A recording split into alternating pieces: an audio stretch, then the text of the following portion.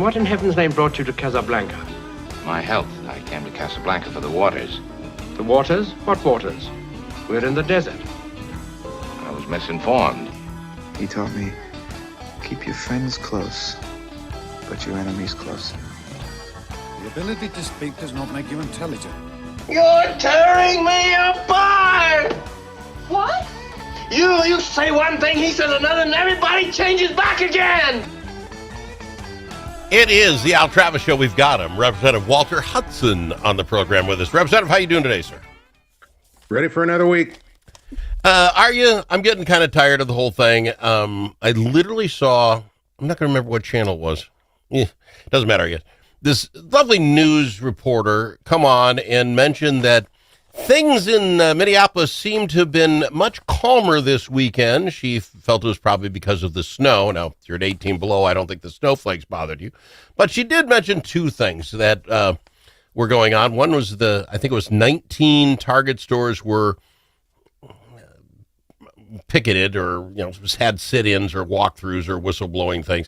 And the other thing she brought up was these streets being closed in parts of Minneapolis with just barricades that said nobody can come through. And I thought to myself, that's a good weekend in Minnesota. How is that true? I want to start with the Target thing first.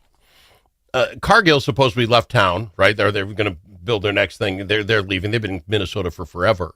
And now you have this company, which is based in Minnesota. I don't think anybody doesn't know it doesn't lean a little left. Fine. But why would you protest them to force them to come out and make some sort of statement which changes nothing in the world except possibly some people saying, well, I'm not going there then. Why are they, it's like biting your nose off to spite your face. Your thoughts on why they're picketing Target of all the places they could picket, and what does it do? I couldn't possibly attempt to try to assign any sort of rationality to the actions of these people. All right. I don't know why they're picking Target. I will say that let it be a lesson to Target. Let it be a lesson to these corporations that try to appease these insane radical leftist wackos. All you're doing is whenever you try to appease them, you're just putting yourself on the radar to be held accountable to their insanity. And that's what we're seeing with Target. So you get exactly what you invite. Well, and the article last week was that a lot of companies are just trying to walk this razor's edge of not saying anything about anything so they don't offend anybody. Is there some reason in your book, Representative, that I should care about the political beliefs of the hierarchy of a company, or do I just need my bread and my loaf of bread and my cheese to be cheap? I mean, what am I missing here?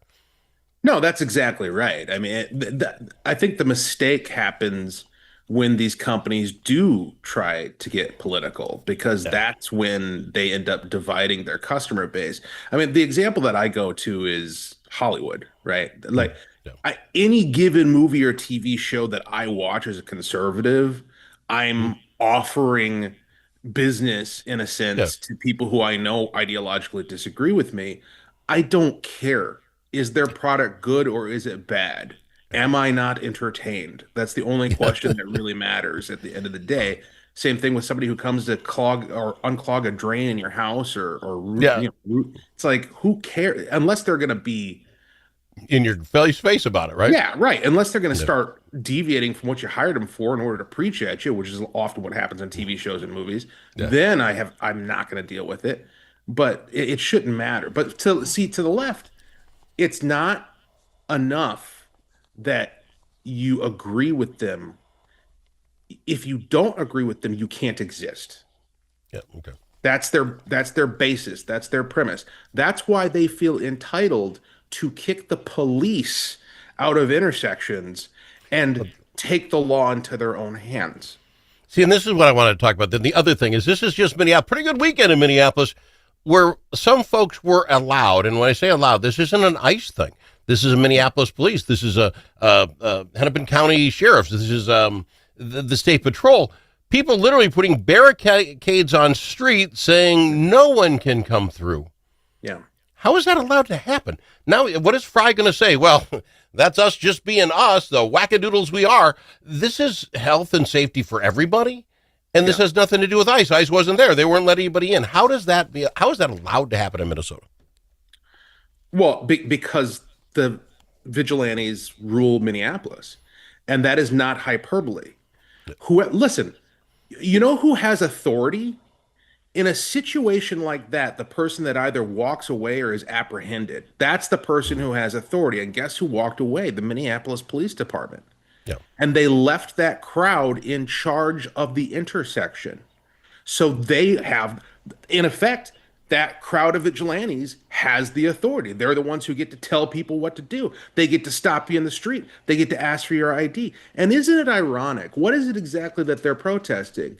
They're protesting the idea that in order to gain access to a certain area, you're going to have to demonstrate to the people who are already there that you actually belong. Sounds an awful lot like border enforcement, doesn't it?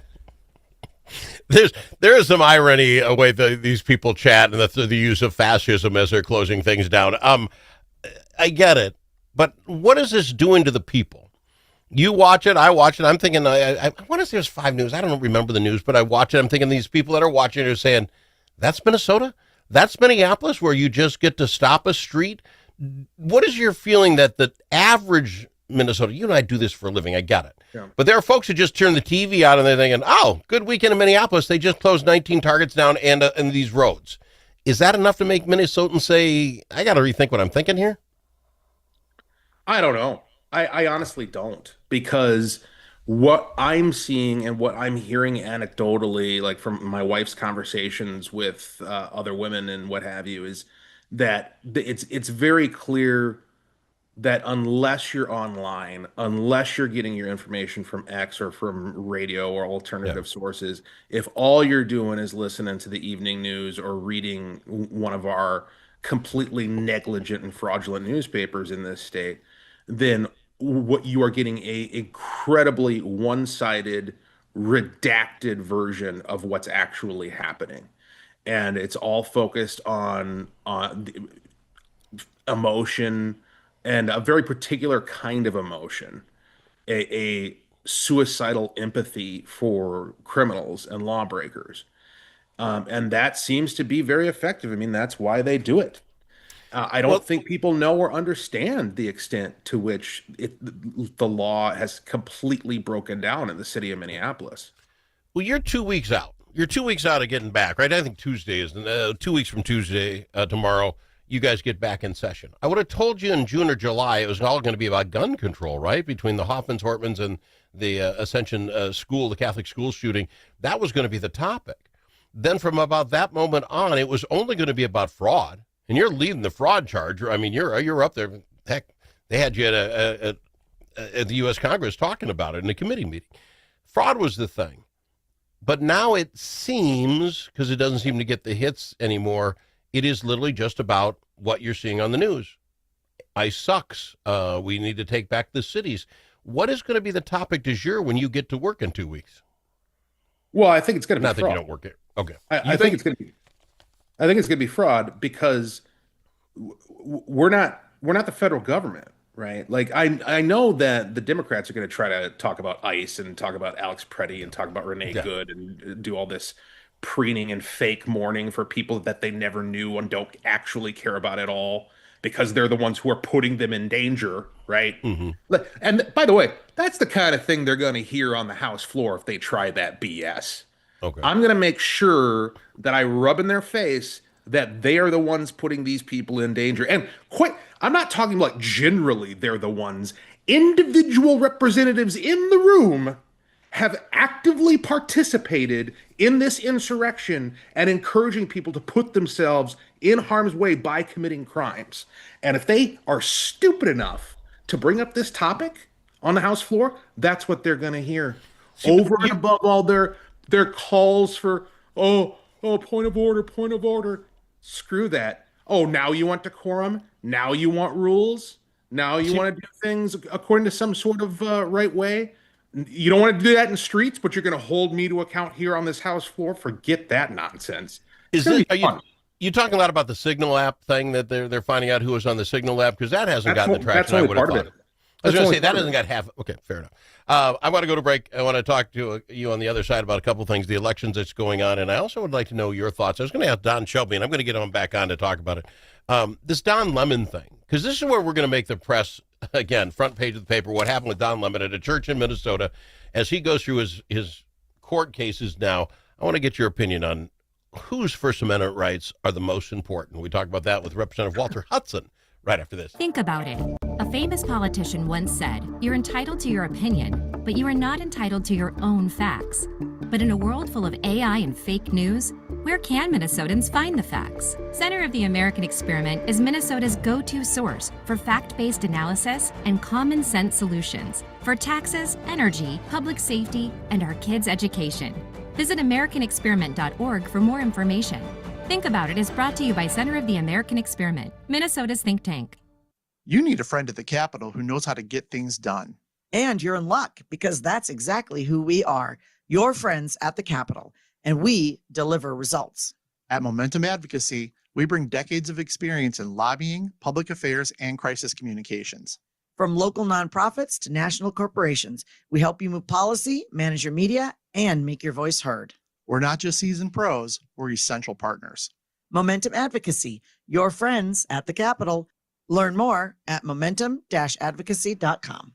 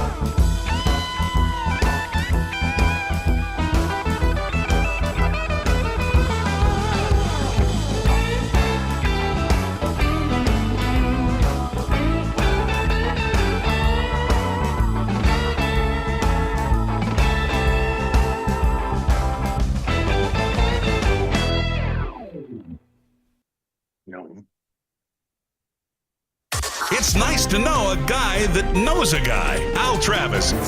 I've got him. Representative Walter Hudson on the Al Travis Show. Not that we don't have enough things to stay in the news about, but Don Lemon, the CNN old anchor, comes to Minnesota, gets involved with the entrance into the church. He has now been arrested and is going to stand trial for a couple of different violations. But his whole defense is, I'm a news guy. I can do what I want. It's in the First Amendment. Your thoughts on Don Lemon's ability to play that card? Well, this is a card that lies at the heart of all of the insurrection that's taking place right now. It's a complete distortion of what the First Amendment entitles you to do. Let's review it. You have the freedom of speech, right? You have the freedom to assemble, to freedom of religion, ironically, freedom of the press. Okay. Does that mean, for instance, yeah, you have the freedom to speak. Do you have the freedom to speak at 3 o'clock in the morning in my bedroom? No, Yep. right? Because property rights are a thing. The freedom to speak does not mean you get to do it whenever, wherever, however you want. We call that time and place restrictions that have been upheld by the Supreme Court. You also don't have the freedom of speech and the freedom of press don't entitle you to interfere with law enforcement operations. That's a crime under both state and federal law, and you'll go to jail for it. You should go to jail for it. Same with this. Your freedom of the press doesn't entitle you to participate, and he was a participant.